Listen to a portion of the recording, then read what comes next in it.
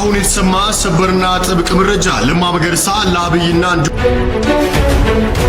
ጠላቶች ላሏቸው ጥብቅና ያልተጠበቀ መረጃ ለዚህ ምርጫ ስለሚመጣ ስለማንመረጥ ብለን አንቀልድም። ያልናትን እናደርጋለን። ከታሪክ ውስጥ የሚደገመውን ጥሩ ነገር ወስዶ የማይደገመውን ጥሩ ያልሆነውን ነገር ትቶ እንግዲህ በኋላ የኢትዮጵያን መንግስት መጣል ሳይሆን መነቅነቅ አይቻልም። አብይን መጠይቀው አብይን ደግሜ የምጠይቀው እኛ ደግሞ ፊንፊኔ አንልም። ፊንፊኔ ጎረቤታችን ነች። ፊንፊኔ ፍሉዋም አለ፣ በታሪክ ብርብራም አለ አዲስ አበባ።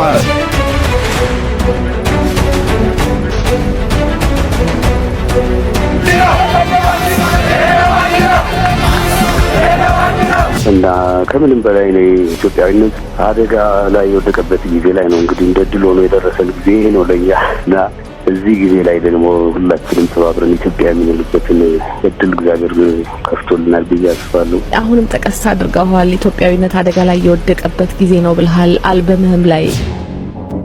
ብንሰርክም ባንሰርክም እንኳን ክርስቲያን ነው መሬት እንኳን ኦርቶዶክስ ነው።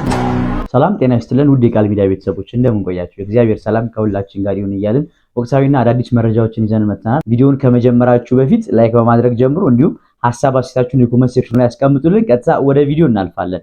ሰብስክራይብ ለምንድን ነው የማታደርጉት? አሁን አድርጉ።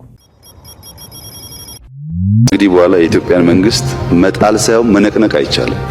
ተው እንጂ ክቡርነቱ፣ መነቅነቅ ማለት በእርሶ ትርጓሜ እንዴት ያለ ነው? ተነቀነቀው ሊጥሉኝ መጡብኝ እያሉ ስንት ጊዜ አስቸኳይ ጊዜ አዋጅ አወጁ፣ ስንት ጊዜ ስለ ህዝብ የድረሱልኝ ጥሪ ያቀረቡ የሚሉትን ጥያቄዎች አንስተን ስንጠይቅ ያ የሚያስፈራሩበት ሰራዊትና የሚመኩበት ጦር አልሆንልህ ብሎት በመደበኛው ሰራዊት ማሸነፍ አልችልምና ድረስልኝ ብለው የሀገሪቱን አርሶ አደር የክተት ጥሪ ያቀረቡበትን መግለጫ እናዳምጣለን። ህወሓት የጀመረው ሀገር የማውደምና የማፍረስ ተልእኮ በመደበኛ ወታደራዊ አደረጃጀት ብቻ መቀልበስና መቅበር አይቻልም።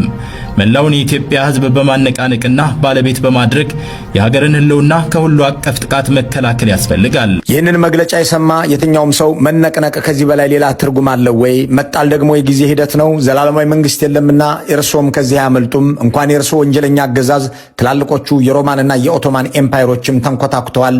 ይልቅ አወዳደቄን አሳምርልኝ ይበሉ ሊል ይችላል። እኛ ደግሞ ፊንፊኔ አንልም። ፊንፊኔ ጎረቤታችን ነች። ፊንፊኔ ፍሉዋም አለ፣ በታሪክ ብርብራም አለ አዲስ አበባ። ቀደም ሌላም ስም አለ። አብይን መጠይቀው አብይን ደግሜ የምጠይቀው ትናንትና ለአዲስ አበባ ወኪል ብሎ ያቋቋማቸውን ሰዎች ቴኬር በጥቁር እስክሪብቶ ከመራው በቀይ ይሰርዘው፣ በቀይ ይሰርዘው። እኛ አዲስ አበባ ሰው አልጠፋም። አዲስ አበባ ሰው አልጠፋም። ስለ አዲስ አበባ ታሪክ፣ ስለ አዲስ አበባ ድንበር የሚወስን የ4 ዓመት ክፍል የ4 ዓመት ልጅ ይመልሰዋል። እኔም እመልሰዋለሁ። ኬለው የት እንደነበረ እንመልሰዋለን። ስለዚህ ትናንት ሹማቸውን የአዲስ አበባ ወኪል ብሎ እኛ አንቀበልም። አብይ የ16ቱ ትዝ ይበል ነው ማለት የ16 ሰው የሰው እግራቸው የተቆረጠ በፍቅር የተቀበሉ ሰዎች ደም እንደ ቃየልም ደም ይጮሃል።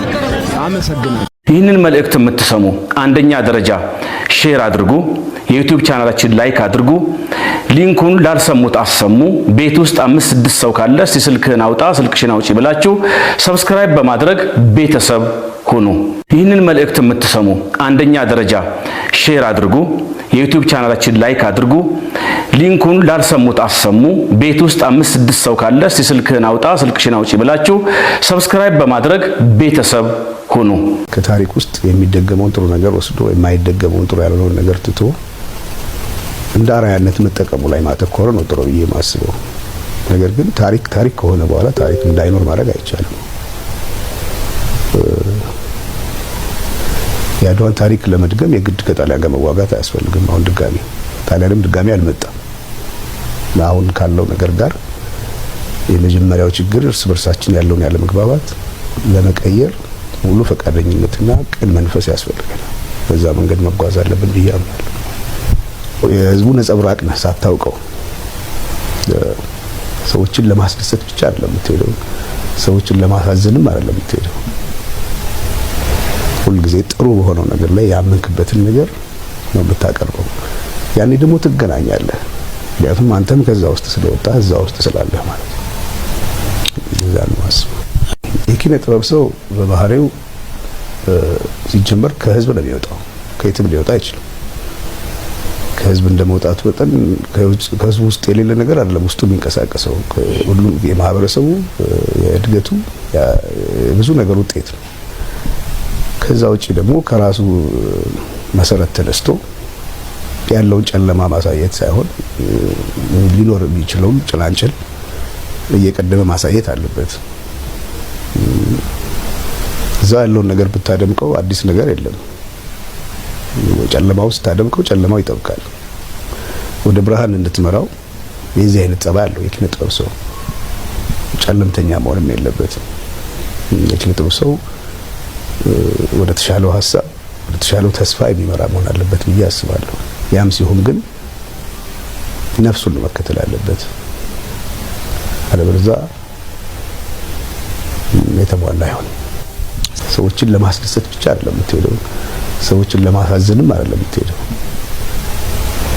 ሁሉ ጊዜ ጥሩ በሆነው ነገር ላይ ያመንክበትን ነገር ነው የምታቀርበው። ያኔ ደግሞ ትገናኛለህ። ምክንያቱም አንተም ከዛ ውስጥ ስለወጣ እዛ ውስጥ ስላለህ ማለት ነው። እዛ ነው አስበው። ለዚህ ምርጫ ስለሚመጣ ስለምንመረጥ ስለማንመረጥ ብለን አንቀልድም። ያልናት እናደርጋለን።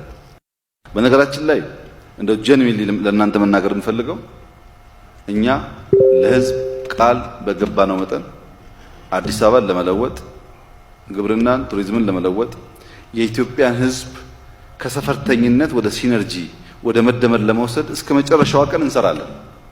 ለዚህ ምርጫ ስለሚመጣ ስለምንመረጥ ስለማንመረጥ ብለን አንቀልድም። ያልናት እናደርጋለን።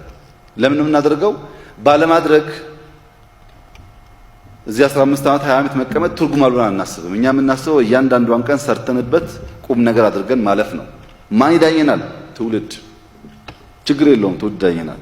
አሁን የተሰማ ሰበርና ጥብቅ መረጃ ለማ መገርሳ ለአብይና እንዲሁም ጠላቶች ላሏቸው ጥብቅና ያልተጠበቀ መረጃ በፌስቡክ ገጻቸው ላይ አስፍረዋል። መልእክቱ ምን እንደሆነ አሳጥሬና ግልጽ አድርጌ ላደርሳችሁ። ለብዙዎች ጥያቄ አንዳንድ መልሴ ሲሉ ለማ መገርሳ መልእክታቸውን ይጀምራሉ። ትላንትም ዛሬም ነገም ከምወደው ወንድሜ ክቡር ጠቅላይ ሚኒስትር አብይ አህመድ አሊ አብቹ ጋር ነኝ። ታውቃላችሁ፣ ትላንት ቃል ገብቼ ነበርኩኝ። አንዳንድ ሰዎች ለማ ቃሉን በልቷል፣ አብይና ለማ ተጣልተዋል ምናምን ብሎ ሲያወሩ እሰማለሁ። በትክክል ኢትዮጵያ ውስጥ አይደለውም፣ ግን ስራ ላይ ነኝ። ቃላችን የፖለቲካ ሳይሆን የአብሮነትና የ27 ዓመት በላይ ልፋታችን ነው። ስለዚህ እኔም ሆነ እሱ የትላንትና ቃላችን ባለበት አሁንም አለ። ስለዚህ አልተጣላንም ሲል በፌስቡክ ገጻቸው ላይ አስፍረዋል። በዚህ ጉዳይ ላይ እናንተ ምን ትላላችሁ? ሐሳባችሁን በኮሜንት ሳጥን ላይ አስቀምጡልኝ። ፎሎ ማድረግ እንዳይረሳ። መልካም ምሽት ተመኘውላችሁ።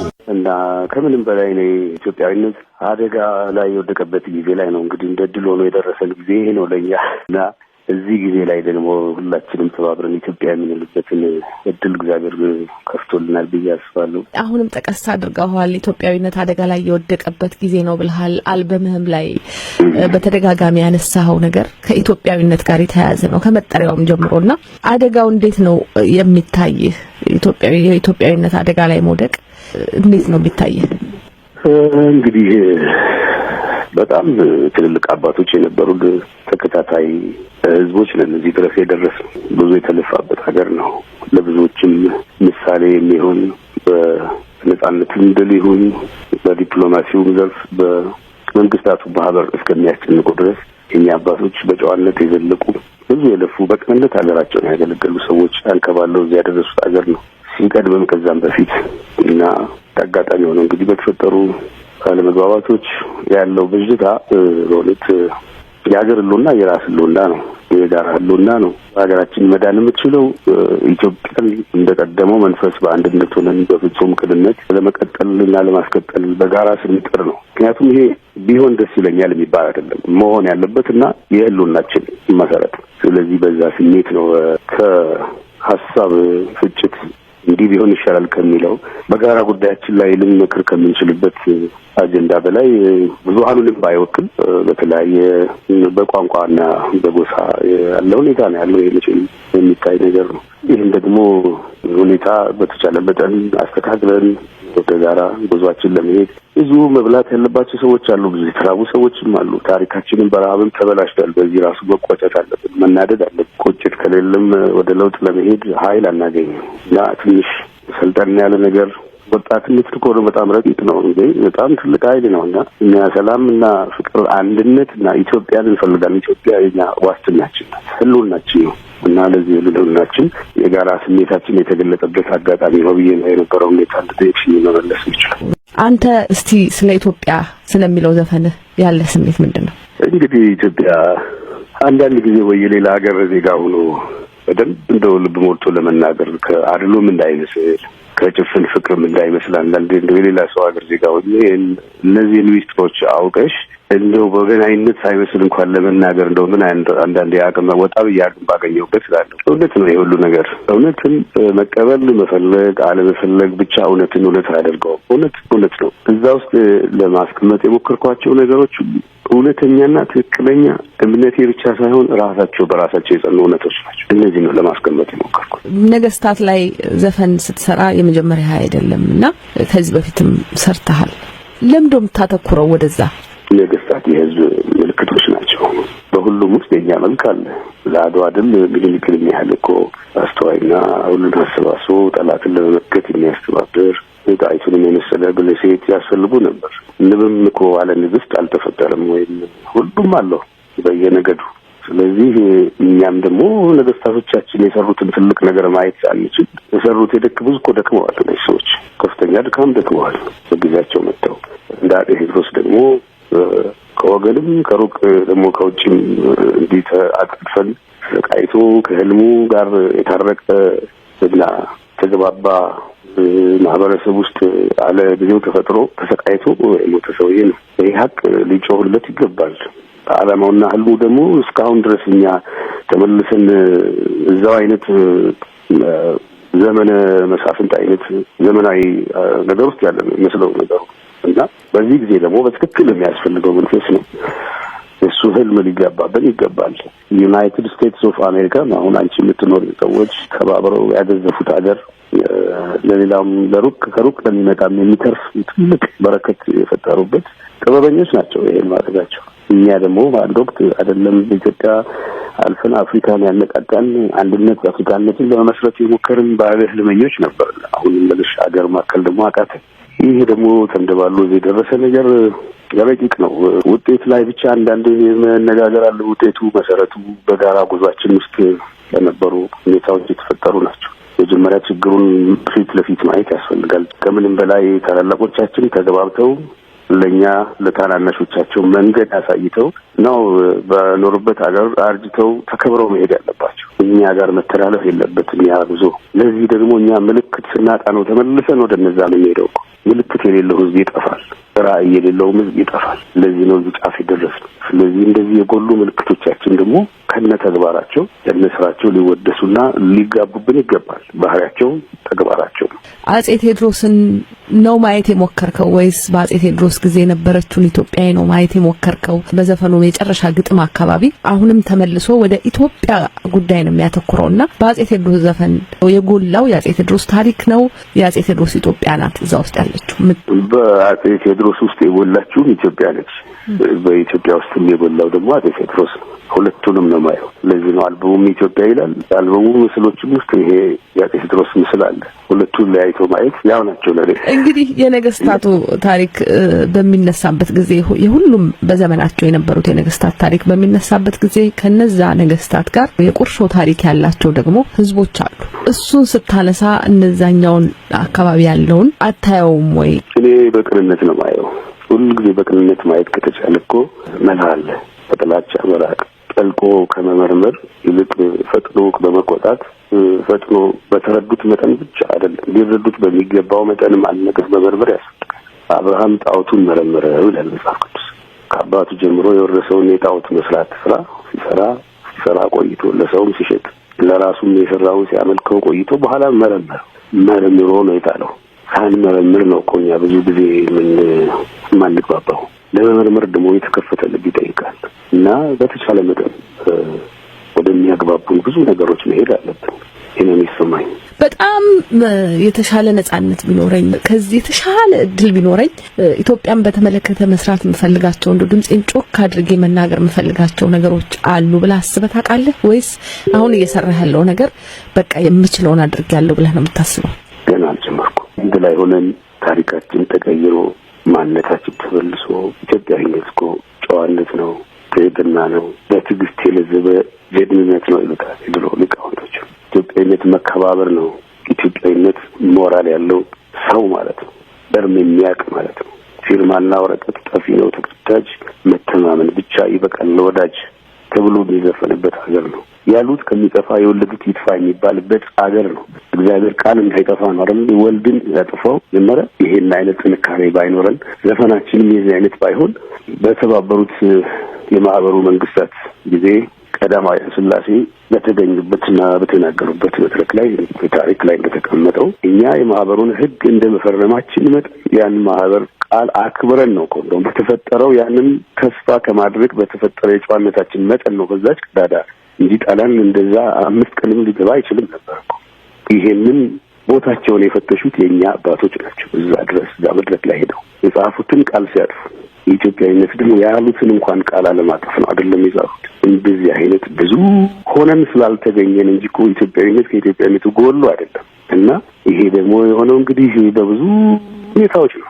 ያም እግዚአብሔር ይመስገን ይሄንን ለማየት ለመናገር እንድንችል ያደረገን የእግዚአብሔር ኃይል ነው እና ይርዳንና ለሁሉ ጥሩ ማንነታችን መጥቶ ስማችን ተቀይሮ ሁሉ ሰው ተደስቶ የሚኖርበት ለሌሎችም የሚተርፍ አገር ልንሆን የማንችልበት ምክንያት ኢትዮጵያ አልበም ላይም ከዛ በፊት በቀደሙትም ላይ ለፖለቲካ ትርጉም ክፍት የሆኑና እነዚህን ጉዳዮች የዳሰሱ እንደሆኑም ያስታውቃሉና አሁን ያለው ሁኔታ እንግዲህ ስናየው ኢትዮጵያዊነት የሚለው ነገር እንዳለ ሆኖ የብሔር ደግሞ ጉዳይ ለብቻ ይዘው የሚያቀነቅኑ ትልቅ ፍጥጫ ያለበት ጊዜ ነውና በዚህ ሁኔታ ውስጥ እንደዚህ አይነት አቋም ይዞ መምጣቱ ባንተ በኩል እንደዚህ ነገር ይዤስ ነው። በነገራችን ላይ ይሄ የኔ አቋም ብቻ አይደለም የብዙሃኑ አቋም ስለሆነ ነው እኮ ይሄ ሁኔታ የሚፈጠረው። ይሄ ሁላችንም ስሜት ነው ባይነኝ። ምናልባት አንድ ወቅት ላይ የሚጎሉ በጣም ትልቅ የሚመስሉ ሀሳቦች ይኖራሉ እና ብዙዎችን የሚከልሉ ናቸው። ከልለው የቆሙ ስለሆነ ነው። ብዙ የሚያግባቡና አብረን ያደረግናቸው ብዙ ነገሮች አሉ እኮ ጥሩ በጣም ብዙ። ወደ ላይ ነው መሄድ ያለብን። ወደ ትንሹ መስመር ከተሰበሰብን አስቸጋሪ ነው። ባጭሩ ይሄ የሁሉም ስሜት ነው፣ የኔ ብቻ አይደለም። የጋራ የሁላችን የብዙሃኑ ድምጽ ስለሆነ ነው አንድ አይነት ቦታ ላይ ያገናኘን ብያስ። ዘፈኖችህ ለፖለቲካ ትርጉም ክፍት ናቸው። ሁሉም የየራሱን አረፍተ ነገር እየሞላ እየጨረሰ እንደየስሜቱ የሚሄድባቸው ነገሮች አሉ። በአሁንኛው በተለይ በዚህኛው አልበም ላይ እንደሱ አይነት ነገር ታይቷል። ለምሳሌ እንደነ ኢትዮጵያ፣ ሰንበሬ፣ አናኛቱ፣ አደይ እንደው አንተንም ከማነጋገሬ በፊት የተለያዩ የሚሰጡ አስተያየቶችን ሳነብና ሰዎችንም ስጠይቅ ሁሉም የየራሱን ትርጉም እየሰጣቸው ይሄዳሉና እንደው አንተ ስትጽፍ በቀጥታ አስባቸው እንደዚህ አይነት ትርጉም እንዲኖራቸው አድርገህ የጻፍካቸው ስለነዚህ ዘፈኖች የምትለው አስተያየት ምንድነው? አዎ አስቤያቸው ነው የጻፍኳቸው። እያንዳንዱ ዘፈኖች የጋራ አንድነታችን ህይወታችንን አብረን የሆናቸውን መጠን አብረን ያዘንባቸውን አብረን ተደሰትንባቸውን ብዙ አብረን ያደረግናቸው እኮ ብዙ ነገሮች አሉ። አብረን ነበርን፣ አሁንም እኮ አብረን ያለነው እና ከዛ አንፃር ሁሉንም አስቤበት እግዚአብሔር በፈቀደልኝ መጠን አቅሜ በቻለው መጠን ነው ለማድረግ የሞከርኩት። ቴዲ ከዘፈን ውጪ እንደው ፖለቲካ ውስጥ የመግባት የመሳተፍ ንግግር የማድረግ እቅድ አለ ወደፊት? አሁን ምንም የምልሽ ነገር የለም። ይህ ማለት እቅድም ሊኖረኝ ይችላል ላይኖረኝም ይችላል ማለት ነው። እኔስ መልስ ጥያቄ ጠይቀሽ መልስ ሰጥቻለሁ። እሺ እንግዲህ በጣም እናመሰግናለን። ብንሰርክም ባንሰርክም እንኳን ክርስቲያኖን መሬት እንኳን ኦርቶዶክስ ሆነ